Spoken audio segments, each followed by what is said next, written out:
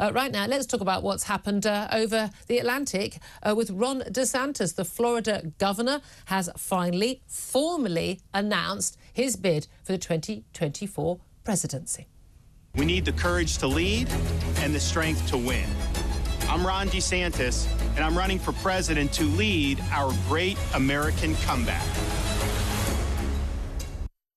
Well, that was Ron DeSantis. He is launching. That wasn't the first bit of his launch show. The first one was a little bit of a glitch. Let's talk to Amy Tarkanian. She's a Republican strategist. She's also former chair of the Nevada Republican Party. Good morning to you. Good morning. Thank you very much indeed. Well, look, long awaited. I think we all saw this coming. There were some people saying maybe he should, sit back and wait and see what happens with Donald Trump, because Donald Trump's still the front runner for the Republican nomination. But he has decided he's got a lot of financial backing. He's hoping coming ahead. He's got a lot of support. Fox News Network very much supporting him. They, of course, were instrumental in putting Trump into the White House. That he is going to make that run. It's not been the greatest start, though. Talk us through what happened with how he tried to do the actual launch. I mean, it was a good idea, but it did start off a little rough. Talk us through what the idea actually was. Sure. Well, it was for Twitter, to announce on Twitter with Elon Musk as one of the hosts. And so I think right there intrigued a lot of individuals, not just to hear Ron DeSantis, but to also hear from Elon Musk. So the combination of the two was brilliant. However, there were so many people that wanted to listen to this at once that it basically melted the server down, as they put it. And so there was a glitch that lasted off and on for about the first 20 minutes or so. So unfortunately, you had a lot of listeners drop off, didn't go back on. I don't know what the final tally was, but I was looking at the beginning where it was upwards of 1 million. And then by the time they got the conversation rolling smoothly, there was maybe 300,000 or would that be so. That drop off for someone who could be the next leader of the free world? I have to say, I mean, I would not have trusted doing anything with Elon Musk, because maybe you don't want to tie yourself too closely to that man, because who knows what he's going to say. I agree with him on lots, but who knows what he's going to say. He's a bit of a maverick, as we know, on anything. B, trusting the tech, big question mark. And again, he ended up going to Fox News. He ended up going to, mainstream media, effectively. Well, I know they don't like to think of themselves as mainstream media, but huge television networks, a sister station to us, of course, here in News UK. But crucially also, the idea that it was the overwhelming, that's the line, isn't it, being put out by Ron DeSantis' people, that this was, they broke the internet because there were so many people watching. A few 100,000 people, even 1 million people watching a live stream should not break the system. That was just a tech glitch. Does this not show? I mean, I'm a pretty big fan of Ron DeSantis on a lot of issues.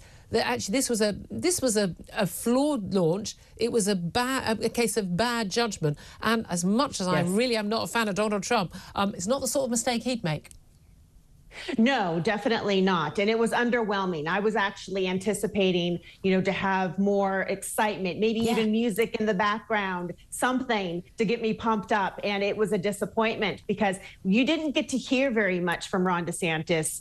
And you heard a lot of mumbling and chit chatter, almost like it was more of a podcast at certain points. And so you didn't really learn as much as one needs to learn. Yeah. And also, too, I thought Robert F. Kennedy, who's actually a candidate on the Democrat side, he had his announcement and they viewed it on YouTube. And then he had his staff also put it on Twitter so you could hear the audio. Yeah. And so you could hear the roar of the crowd. You could hear the excitement going on in the room. I don't know how many people actually tuned in, but it was a completely different vibe. Yeah, and that these sort of the impression that you give is very important, and especially as he is not the front runner. Donald Trump still amazes me, but Donald Trump is still the front runner for the Republican nomination and even though as we know now, he's going to be facing that trial over possible hush money given to Stormy Daniels, the porn star. That's going to be starting in March 2024, and that is right in the middle of Republican primary season. But there's no doubt at all, despite an amazing track record, Ron DeSantis is trailing behind. Now look, he won the Florida governorship with about a 20-point lead in what is a Democrat state. He's been an amazing leader on lockdown, on woke issues, just basically giving nothing to trans activists and standing up. He's a good speaker. He looks good. He's got the wife and the kids. He should be leading the field as sort of Trump without Trump, and yet he's not. Why not? Well, I mean, there's plenty of time. You and I both know that a lot can happen very shortly in politics. But you're right. President Trump right now, any poll, pick a poll, he's up ahead by 30, almost 40%, which is almost a landslide at this point. So I think it would have to take something like one of the situations that he's stuck in, such as Stormy Daniels, to take him down and remove him from the race for somebody else to become the nominee.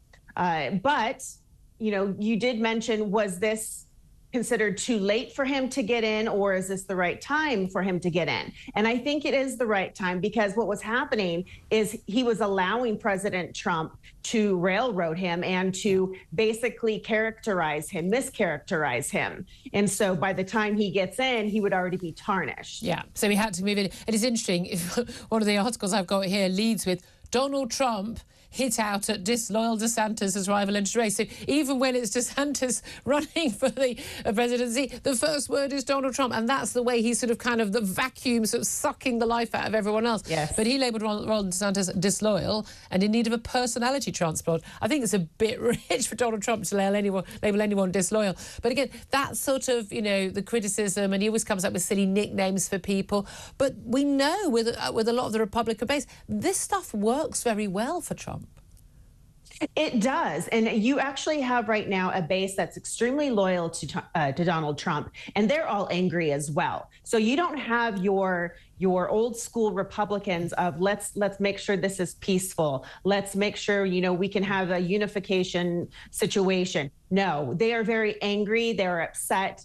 And so Donald Trump is their leader, and he's the one who can trash talk to the day is long, and they will follow him to the ends of the earth. I know it's terrible idea to make predictions at this stage. If you go back to this stage of any presidential race, in any presidential election, you will find people saying, yeah, absolutely, yeah, Jeb Bush, guaranteed, nothing to discuss, or whoever it is. It's amazing how often it's not the candidate everyone thinks it's going to be who actually wins the nomination or wins the presidency eventually.